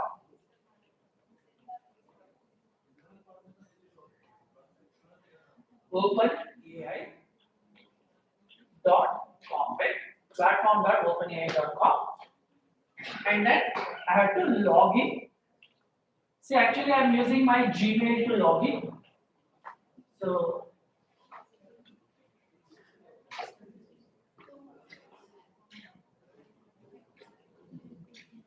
better you can use the Gmail, that is the easy way. And then once you go there, see this is the same program, right? They are also giving you the same program. This is Node.js. You can use the Python also. Python. So the same program I'm trying to do. I'm trying to do the same first program. Hello world. Here I have to go to this and then my profile. If I click on my profile, there is something called as the API keys. I have to create the API key, right? I have to create the API key. So I have to use the API key. Once I create the API key, so I will be creating the API key and you have to copy that API key and you can store it. You have to store it in a notepad. Okay, you can store it in a notepad. That is the API key. You can create the API key, but you want to use it. If you want to use it, what is that? You have to do what? Once you create the API key, once you want to use it, then you have to pay. You have to pay. You have to pay, then it is going to work. Right? So first I am giving you two options. So once this is done, API key is created, then you can see here billing limits. Okay, these are the charges. What are the charges and all I will tell you. See, now I have the credit balance of $11. I have the credit balance $11. I think in your case, it may be $0 at least to start with, or it will may give you $5. Just check whether it may give you $5 also free. So the moment you start making the API, it will deduct. What it is going to do? It is going to deduct the based on the tokens. There is something called tokens and all. What is that and all? I will tell you. It is going to deduct, and then it will exhaust again. You have to recharge. It is like your mobile recharge, right? It is like what is that? Not the post payment. It is like a prepayment. What do you call it? Mobile prepayment. Okay, it is like a prepayment because mine is always postpaid. So the prepay. That's what you have to do, right? So.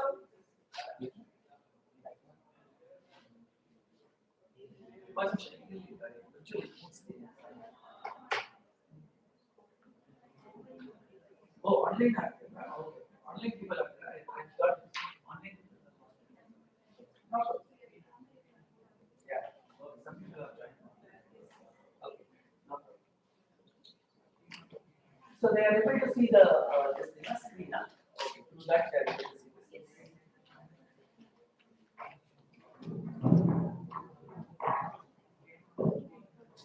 Okay. So I was not knowing some people are online, no issues. So these are the few things you have to do. What let me repeat. So first thing what we have to do is we are doing the practicals. So first we have to create a Jupyter notebook and in this we will be typing. So before that I have to install the OpenAI.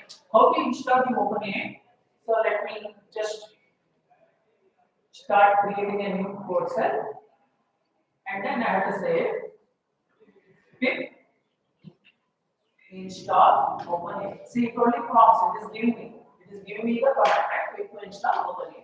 Click to install OpenAI. Even though your code may not work, you may not be having the API perfectly fine. You just try to run it. You will get some error. That's perfectly fine. So then, what we will do? We will say click to install OpenAI. So if I do this, it is going to install the OpenAI. The first step, what you have to do? In the first cell, you create a first cell. In that, you have to put what is called as the pip install OpenAI. That's the step one. Pip install OpenAI, right? So that is the step one. After this, I will again show this program like big. I will make this big. Okay, so the step one is what? This is the step one. Click install OpenAI. This is the step. So it is install. It says already installed. Maybe it's already installed also sometimes because I have already done the same. It is installed. Second line is from OpenAI, import OpenAI, right? This is what I am going to do. This is the second line. I will show you it in a notepad. So now I have to run this. Each cell I have to run. The third thing is you have to have the API key. See, I have this API key. So once you have the API key, right? So API key, I have to give the API key. Where I said API key, if you create the API key, you have to give the API key. So now I will be running the API key from here. I will comment this. I have two API keys.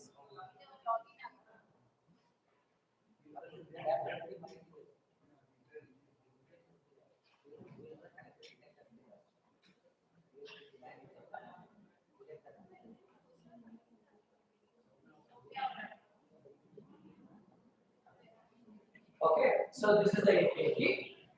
So I have to run this. After this, what we will be doing? We will be creating the object. We will say we are passing an argument, right? API key is equal to API key. You can give any name here. You can give any name here. So underscore API key, that particular API key we are using. Client OpenAI API key. So once I run this,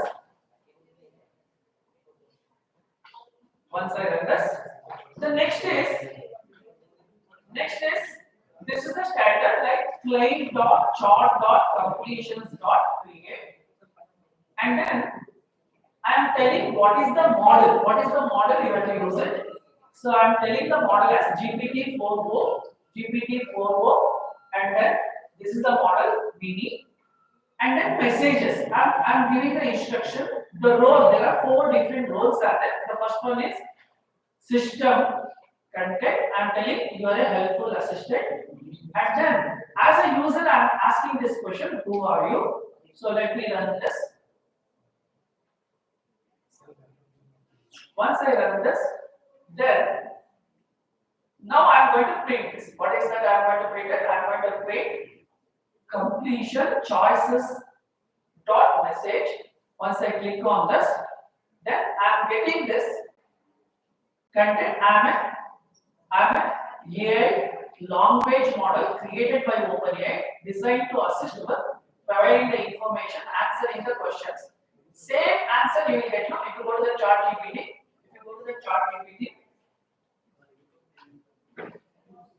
If you go to the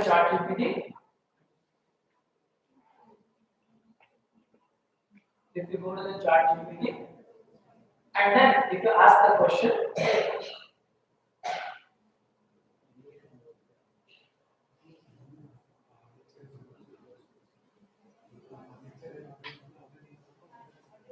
okay, see here I am asking this question, right? Who are you? I am asking the question, who are you? Right? So this is the answer I am getting. When you go to the chart GPT, I say who are you? This is what the question I am getting. Same thing I am trying to do. See here, what is the model? You can see the model. What is the model? 4O. These are the different models are there. There are different models are there. 4O, this scheduled task, O1, O3 mini, and all. So these are the models with so many with different trained on what you can call it, so many parameters. What is that and all I will tell you later. So this is what you will be getting in your chart GPT. Same thing I wanted to build our own chart GPT. So this is what we will be using. The first, these are the things I am using. Directly, if I want to get the message, just I have to tell dot content, message dot content. See message dot content if I tell message dot content. Message dot content if I run it, right? So this is what I am getting. Let me compare this message what I am getting. If I put it on a notepad,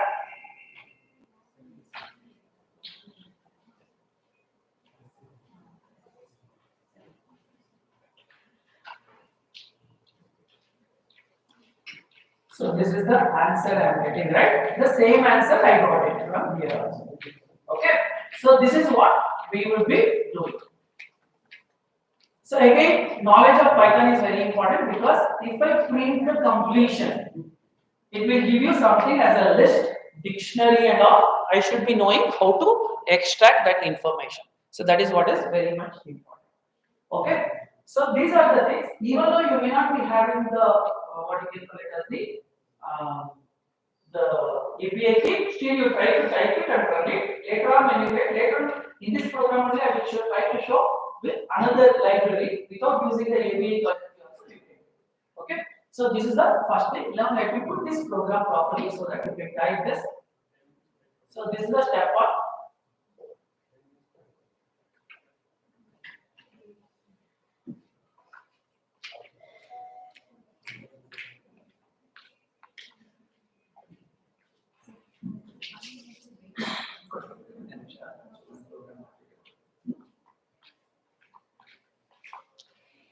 So the next step is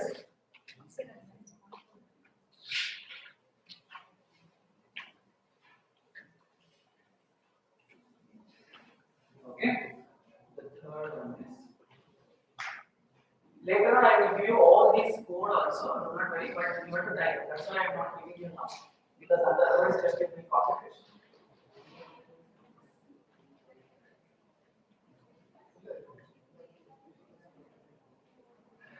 Just put any API key. Don't worry, you cannot copy this and type it.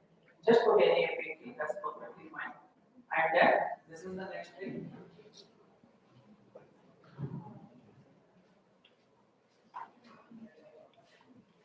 Right? And then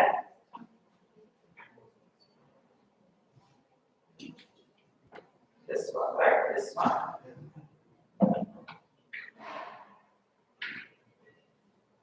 And finally, we are typing this.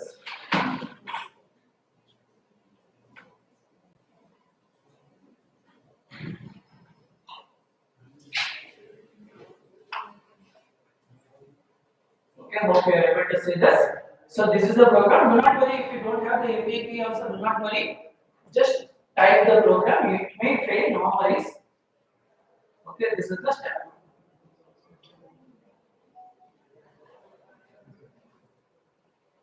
If you have the API key, you can put in the your API key. Okay. So this is like hello world of open. Can you people type it? And then if you are having any doubt, you can ask our person will also help. You want, you can take a photo of it because they are trying to do something on this system. Later on, I will put everything in the game, but I don't want to put it now because they will copy this. That's why I'm asking you to type.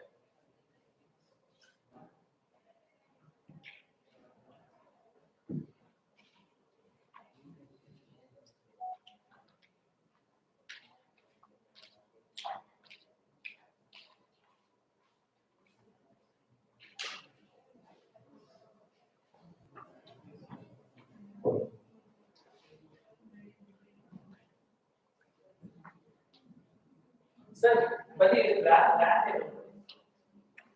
This system bad. Once I restart, other bad.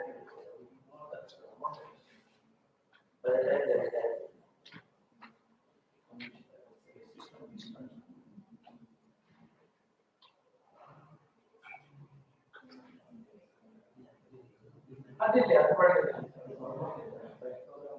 ಬರೀ lac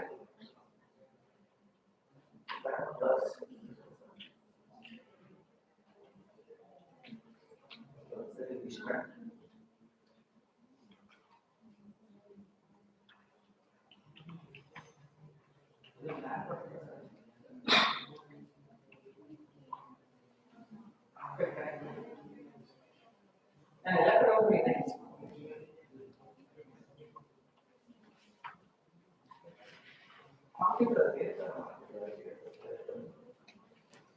Okay, so type this program and then execute. It may fail here because unless you put the API key.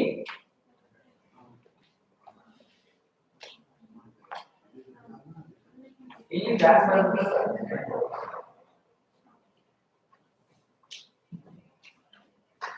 ನಿಮಗೆ ಎಷ್ಟು ಇದೆಯಾ ಇದು ನಾನು 45 ಅಂದ್ರೆ US okay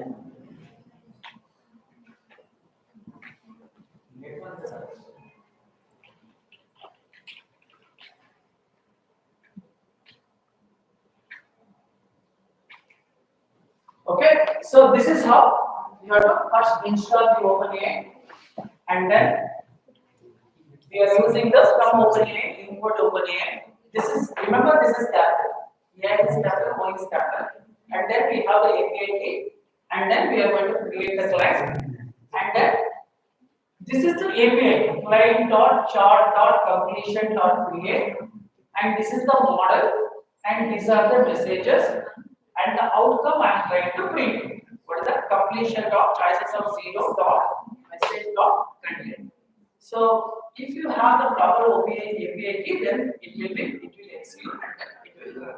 Still it may not execute in your case, but no worries, first time. And you can say, anyways, it automatically saves also.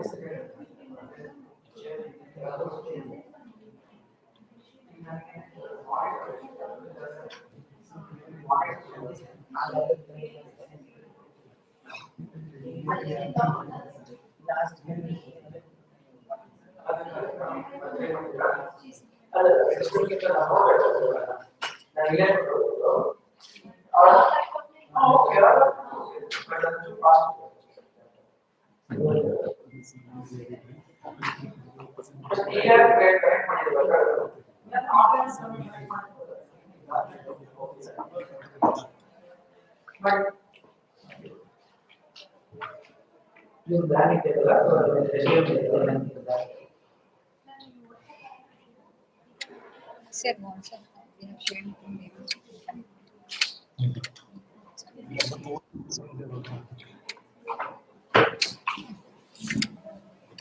like another good night.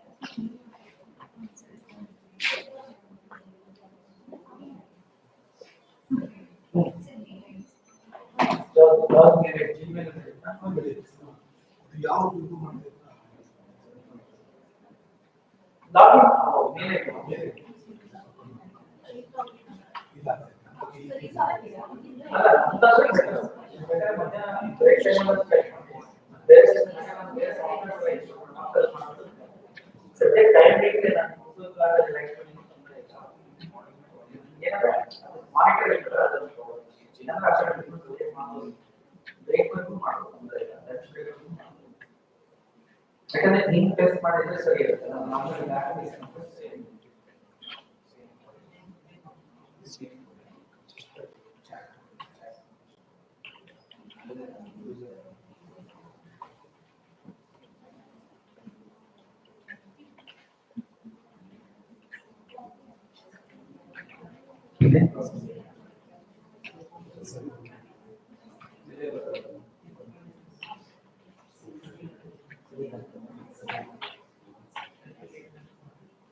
First ಕಾಲೇಜಿನ login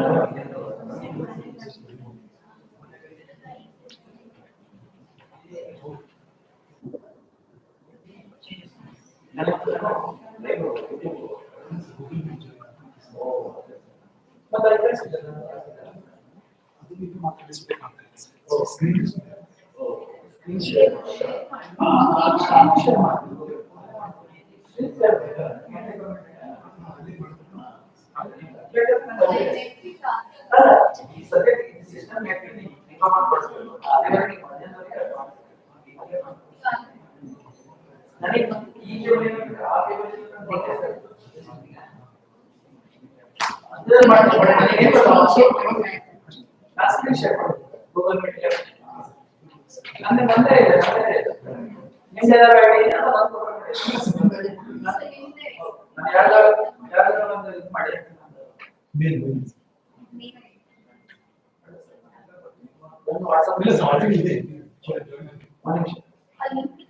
Vidya.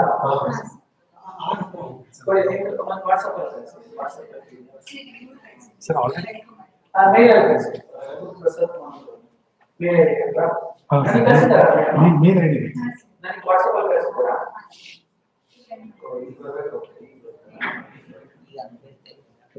WhatsApp ಅಲ್ಲಿ ಇಲ್ಲ, ಒಂದೇ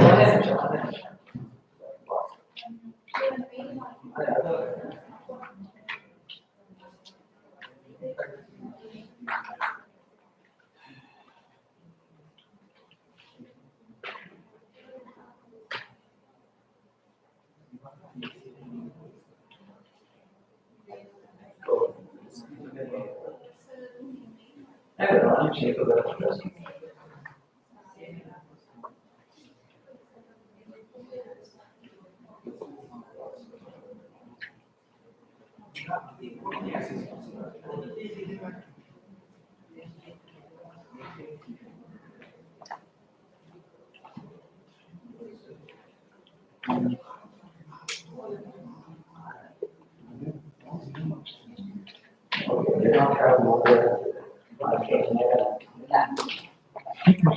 One minute. ಅಲ್ಲೇ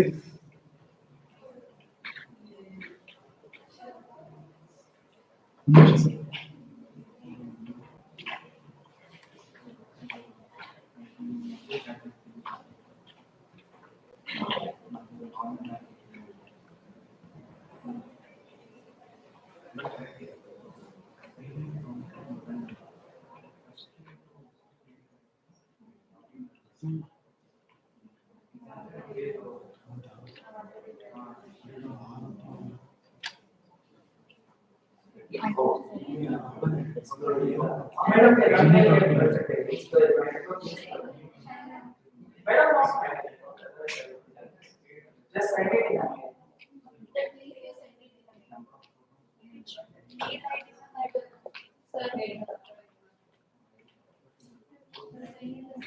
I like it.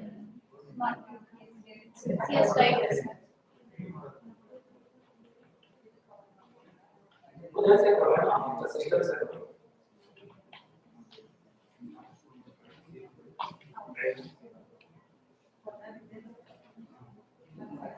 System से करो.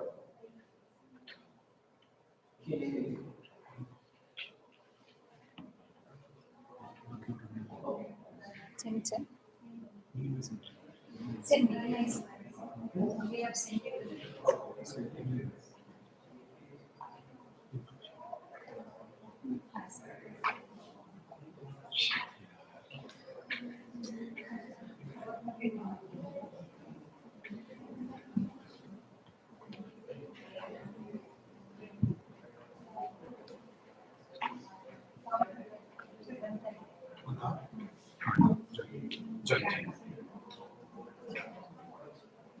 Presentation. अगर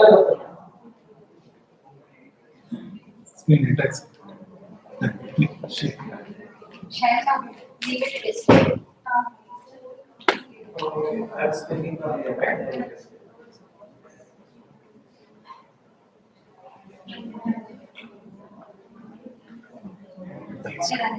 Okay, hope you are able to see this. ಅದು login ಆಗ್ರಿ madam ಯಾರಾದರೂ login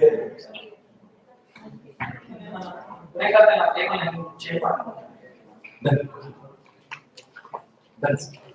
Okay, so this is how you can do with the OpenAI. Okay, anyone is having anything? Sound ಬರುತ್ತೆ She is so generous.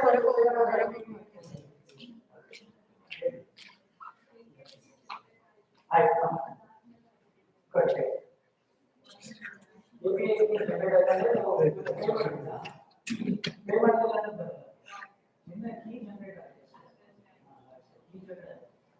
You paid now money?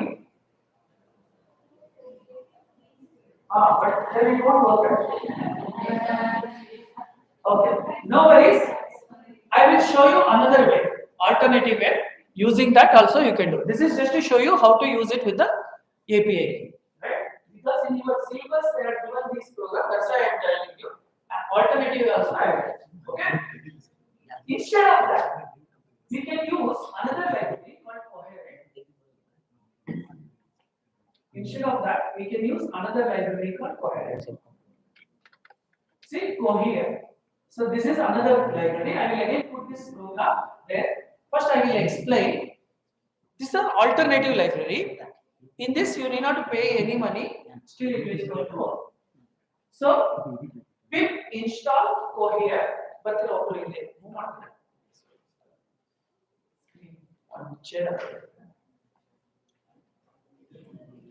Screen sample.